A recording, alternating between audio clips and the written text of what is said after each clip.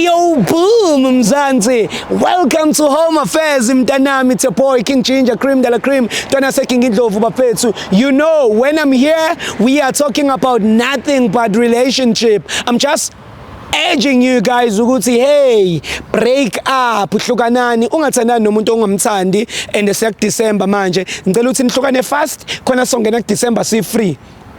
Guys, you can't take your burden to December holidays. Ku December siyabashiya abantu ebebesogolisa emjolweni. Ku December siyabalahla abantu abangenaqondo emjolweni. Kulo December asigroove nabantu abatoxic. Ingabe indoda toxic noma ngabe uchero toxic mshiye. Uma ungamshiyanga uzoba nenkinga and uzowakhumbula lamazwi wami kulo December 2025 yonke umjolo toxic siyawukhatha. Balela King Ginger TV angisakufuni lahla indoda yakho lahla intombi yakho ukushiya kanjalo kuphele kanjalo. Ngiyanicela South Africa hlukanani kuyabhimba la ngaphandle isimo somnotho sehlile iG20 sihambile imali ayikho hlukanani ningaze nenzane izinto ezirong. By the way, to everyone who's using transport bafethu kulo December ngiyacela ukuthi siphephe. Let's arrive alive kubo bonke abantu abagodukayo abemakhaya. Siyacela ko driver bethu, siyacela kuma own imoto, siyacela kubo bonke abantu aba behind the wheel ukuthi benze sure ukuthi bafowethu si driver siyaqikelela khona sonke sizongena ku 2026 siphephile. Azinciphe izingozi zika December. Siyanicela bafowethu azinciphe ingozi. Let's be vigilant. Do not drink and drive. Take me straight to the show. We are back at it mtanami. This is Home Affairs. Indaba zasekhaya kuningi baningi abantu bangikhalela lokhu ngibuyile ngaphansi kwesihlahla sodumo.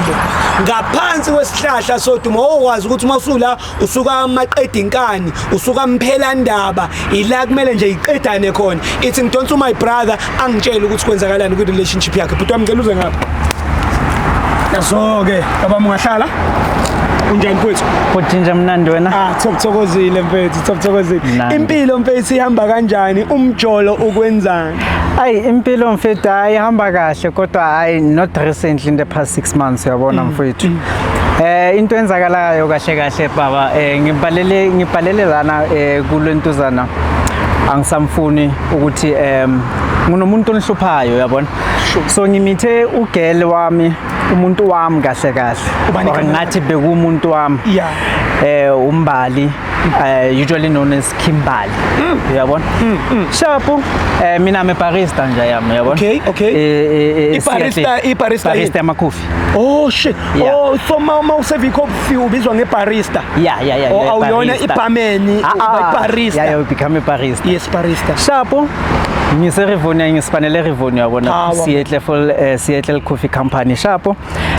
Lo sisilo uphume business meeting kanjani Shapo ngimserve coffee so ngiyambona the faces ngiyarecognize yabona. So ngene interest mulo sisilona. So it happened ukuthi I see exchange some words became numbers became something bigger. Yeah. Sharp. Just to cut the story short ema intros wethu ne. Sure. So siyazwana. Okay. Sharp ngiyasibambela umbali wami. Hayi izinto bezihamba kahle uyabona. Sayishaya ne 1 year. 1 year. Sharp uhlala eCBD. Okay, la eJoburg. Yeah. Oh, nice. Mina ngisihlalele Soweto. Danko. Uyabona. Hayi fede. After this 1 year ayenze kwenzakala ni business yakhe actually opportunity eMpumalanga. Sempumalanga manje. Sharp.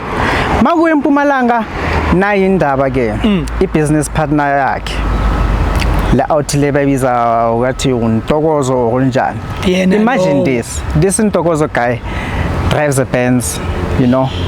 Yeah, he's very old and whatsoever Sharp, and also you can imagine that guy is taller than a basketball player. You can read between the lines. Sharp, that's not the problem. So, brother, into enkhawathayo ukuthi izinto zethu besihamba kahle even though seka move le eMpumalanga yabona shapo asekambhatalela ama rent uyabona i-relationship Sure, yethu nemali yeah. sese-involved. I'm not saying ukuthi I'm dependent kuye. Okay. Uyanhlaloganya. So siyasizana kahle uyanthola Yeah. kahle. Masekujwayelezile ukuthi hayi uyangibhatalela Ngesikhathi i-rent. esiwukuthi, wenza ukuthi. Uyabona uyangimitha halfway kanjalo. How nini mfethu awusengiyabona i-business partner lena how always yena ushuta naye ama-Facebook yini uNtokozo ukhona laphaya uNtokozo lo yakhona. Hawu jiki hawu sebagcoka ama-his and hers. Mfethu eMpumalanga mfethu mangimvakashela lo muntu lona siyazi ukuthi in a month sibonana 3 or 4 times. That is basically once a week.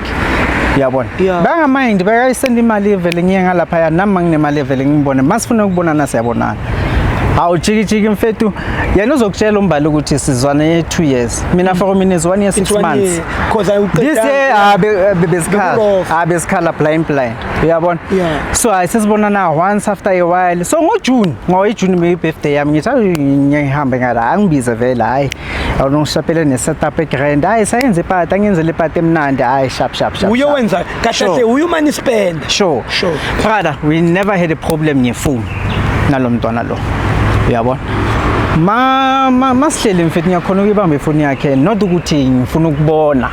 But manje because of senginama suspicions wami uyabona sengifuna ukubona angiyithatha kahle how tsenze code first of all hayi fede angiyenzele lapha ayivula manje ngiyambona ukuthi u reluctant ukuyivula sharp ayavulela ifoni ke mangithi tla ngibona into ebengingafuna ukuyibona nangu ulentuzana uNtokozo siyalwa brother nge-birthday yami salwa too much Joe.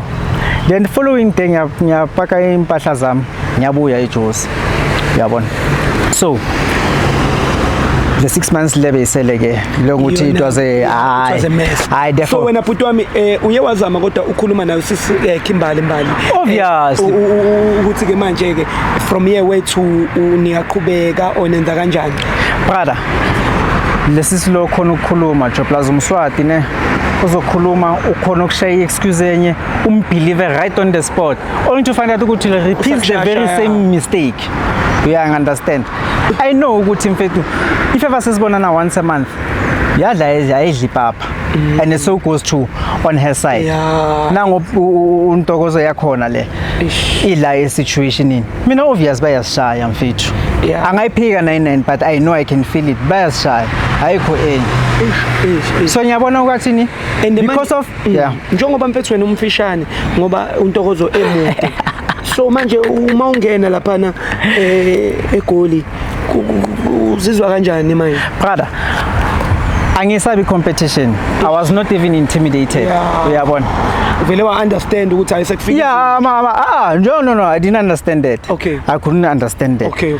I just took it ukuthi vele is a business partner only to find out ukuthi no sengisho ispani lapha ukuthi mhlambe njengoba yena emude sharp wena umfishane sharp manje mawuyo check igolide lapha emayini lisasekhona noma usafika yini lapha nezansi ukul extractor noma angithi uyabona inkinga zakhona mfethu nasempetheni mfethu asayo active kanjalo uyabona why we never had a problem about our private things our bedroom private things at all so awusamfuni awuthiyami brother angisamfuni for so many reasons angisakhona and the reason why I came on national TV is because of one angifuni amanyama out to fall on the same trap ngena la nja yami awe enough is enough it's enough brother it's enough mina ngisakhoni honestly and ngifuna ukumbonisa ukuthi mfethu hayi sengimnandi ngawe so to say this but ngifuna uzipeni nyana leyo angizwise yona brother for all this 6 months. So now njengoba ukwazile ukuzana umshaya kanjani ukuthi abe on your side akuphelezele ezelana suke naseMpumalanga for you? I had to make a very good story. I had to make a very, very good story. So ngiyamtshela ukuthi mfethu ngine interview a very, very serious and after the interview le kunomuntu ofanele ngimbone and ufuna ukubona so that kunemali ekufanele uyazi ukuthi besine something esiyenzayo is about her business so besizothola imali ethize so ngiyamhoha ngale story leso yabona ngiyahle khona namhlanje so I wonder ukuthi uzoresponda kanjani namhlanje. Sorry if ever ngizomhetha, that is not my intention at all. But I want ukuthi man angaphinda yenze lentuzana komunye umuntu or kuwonke amantombazana abakhona out there bangazama ukwenza nama out ninga depending kuwa material ulibona ukuthi baniphethe grand and therefore nami niba comfortable. Was welcome. Sure. Yeah, was welcome. Uzozo ubafo the reason ela ufuna ukwenza show ukuthi amanye amajita they don't fall on the same track. So awuthiyami before welcome emotweni nginama options out two for wena. Yeah. And lama options akuwona wami kahle ka welcome ukuthi wathi akube yimi engwashona. Wathi welcome mawukuthi wena uyahlukana nomuntu wakwakusho welcome. Wani mawuthi uyamlahla umuntu wakho njengamanje yena uzomnika u50 ahamba ayogibela eBree makuthi awusamthandi or wena ufika umlahle la uphinde futhi ugibele naye la ebhasini mhlawumbe niqhwebhaneka kushaya emekushaya lo muntu kodwa nibuyele emuva so wena ukhetha ini ukuthi mawuqeda ukumlahla uma yisister njengoba sekuphula inhliziyo kanje ukubuyela naye emuva uma bese drop njengoba simthathe khona or simnika i50 agibela eBree. Because of him ngimtrepile ukuthi aze ngayi ngifuna ukuthi ngihambe naye ngimgibese eBree at least to have the last talk yabona mina naye and therefore system and therefore ahambe siyazi ukuthi sine conclusion uyantholisisa brother man. Welcome awuphuma R50 wasekhaya but awungehlisele lo sisike lo sehleli lapha ebhasini la sekhaya ehle uyivikile iBree akwazi lokho ungumlethe la bamthele ngeshebo mfethu yini into ofuna ukuyisho my sister emefika la yena ngifuna ukumcacisela first of all ukuthi honestly uthatha advantage ngami since la move lengalapha ya honestly speaking she could have came straight with indaba yabona ukuthi sengizona nemuntuzana kahle kahle si business partner. Yes, it started as mingling or whatever they can call it, but ungangicabangela amanga for more than 6 months brother. That is too much. I didn't like that and he was lying directly into my face uyabona so ngifuna ukuthi ayiqondisise leyo and I just want to hear ukuthi naye ufuna ukuthini kahle kahle. No noted I know ngiyakuzwa mnikazi nami. Oh sisimbali asekhimbali ngicela uhlale ngapha uhlale ngamntama njani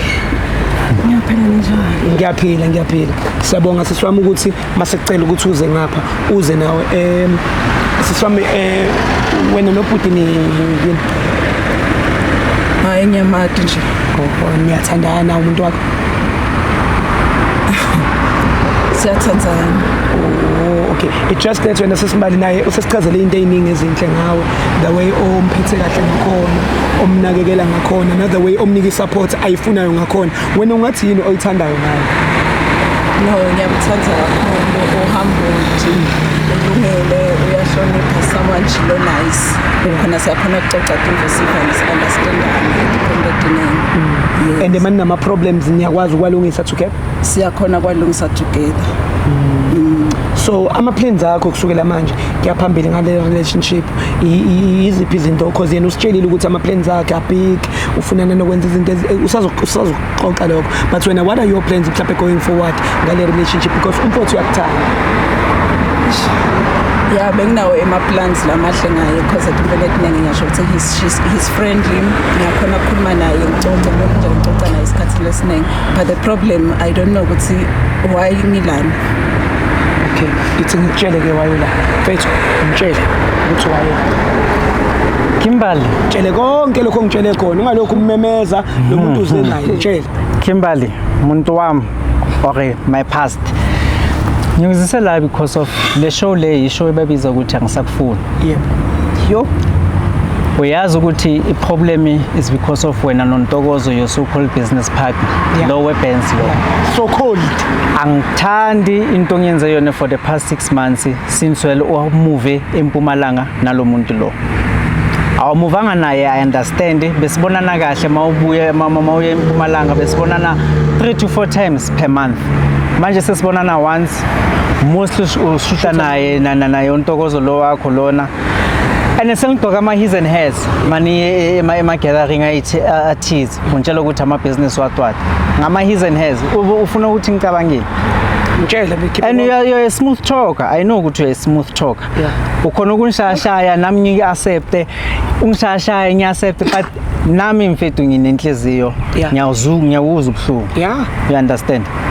And angisakhoni manje Kimberly, honestly angisakhoni the way we are for the fact ukuthi asabonani the way we used to interest yayehla. Sure. And ubani okusebenzisayo mawukuthi umfowethu useza kanye ngenyanga nakhona 1 day because lo muntu bejwayele ukuvakashela 4 days ahlale ubani ko suthola kuye mtshele konke mtshele ukuthi mina vele ngicabanga ukuthi uye le Ntokozo le yakhona le mtshele ukuthi awusana ngiyakutshela. So the reason why ngisakhoni emotionally she's abusive. She's very abusive. I know but I don't understand why ngoba mina ngikaze ngimuyenze anything ukuthi bedelelo kahle kahle mfethu ngitshele nje yonke samfundo like angisakhoni bra angisakhoni Kimberly igama ukuthi angisakhoni li wrong but wami ngicela umqondisele umtshele the way ongitshele ngakhona ukuthi uthe wena mefika la uzomtshela ngqo ukuthi awusamfuni it's off mtshele for the fact ukuthi ngebirthday yami. Is this a joke? No, it's not, of course. Uyazi ukuthi akusijoke. Umbitela ama TV. Umbitela ama camera. Awulaleli. Awukasho ukuthi siyak interview. Awulaleli. Angulini isikhuluma. Kulini isikhuluma. Kunini ngizama ukukhuluma nawe. Sikhulumile ngathi mina ngidakupheletela ukuthi uye interview. So nyalo umbitela. Okay, Kimberly. Sina how many years date? 2 years. Angithi ngitshelele? Ubhuti uthi yena nina sine 1 year 6 months. And wena le enye 6 months asumjolo lo. uNtokozo. Ayidli papa. Yo wazwangenda. Yo wangenda. Wena ukhona kanjani ke? Ukhona kanjani? Ukhona kanjani? Ngiyakhona mina ngikhathe. Once per month. Ngikhathe wena kuthi once per month. Yo. We were irresistible. Between thina siyi2. Manje ubona kuthi ngcono ngibitele ama camera. Why not? Kumele ngibitele. Ngifuna ukuthi abanye abantu babe conscious ngabantu abafana nawe. Ukuthi you are danger to our heart. Danger to our heart. Really this is happening very.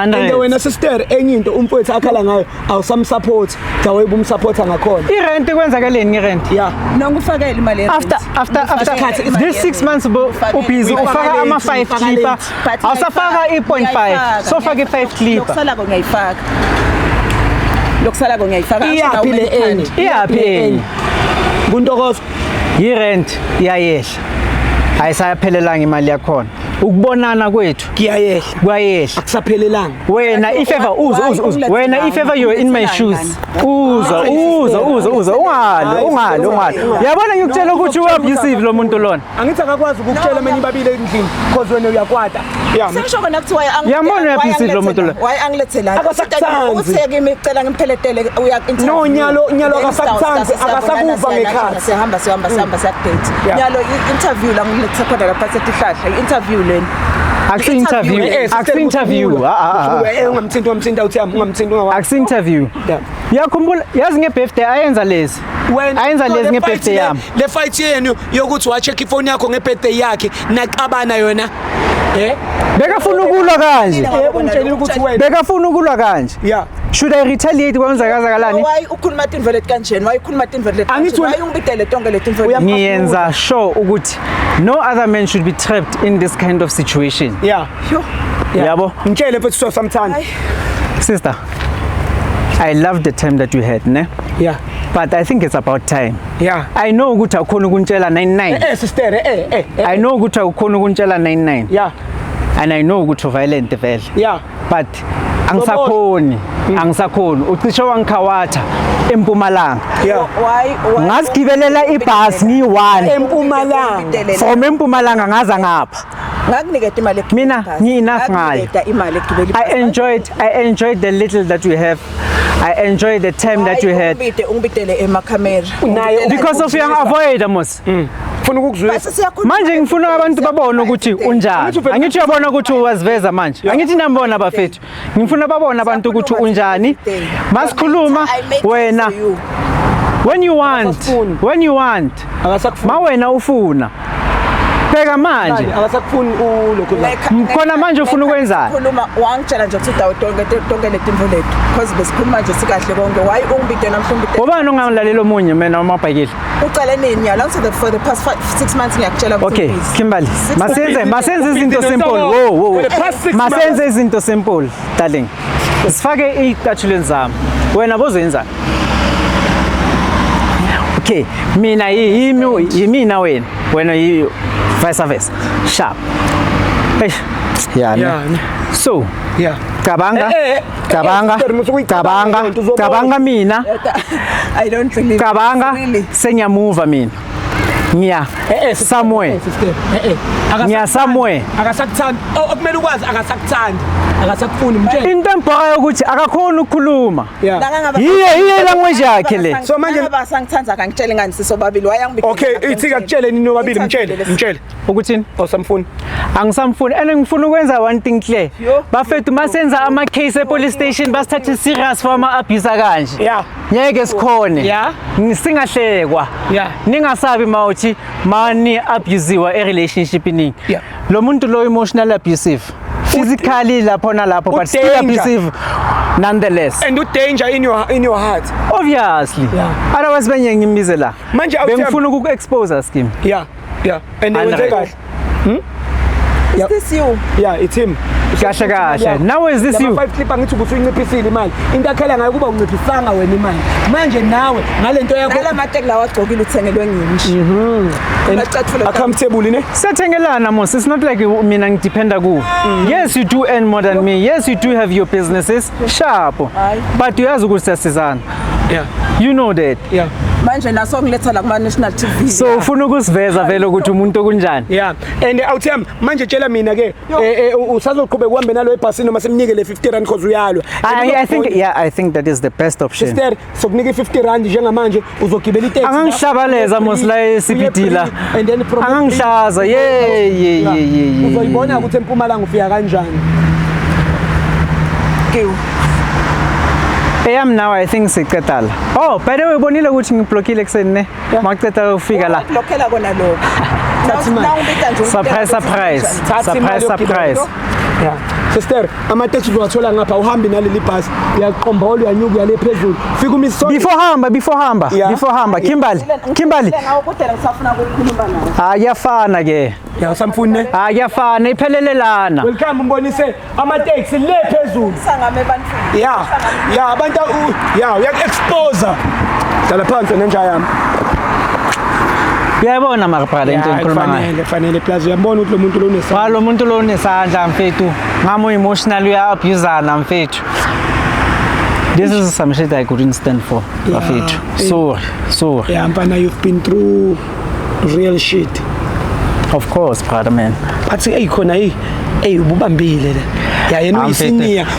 Uyisiniya eliphilayo. Yambona uthanda ifashion. Mfethu inhliziyo yami ayikho mnandi yazi. But ama clip ubusawathola nje ebesemancane ne. From 1.5. That is just one of the excuses engizozikhuluma ukuthi the problem was not the money. The problem was our communication. Uyabona ukuthi sibonane mfethu makungekho lokho interest iyavanisha mfethu. Abantu babaningi ngaphandle mfethu.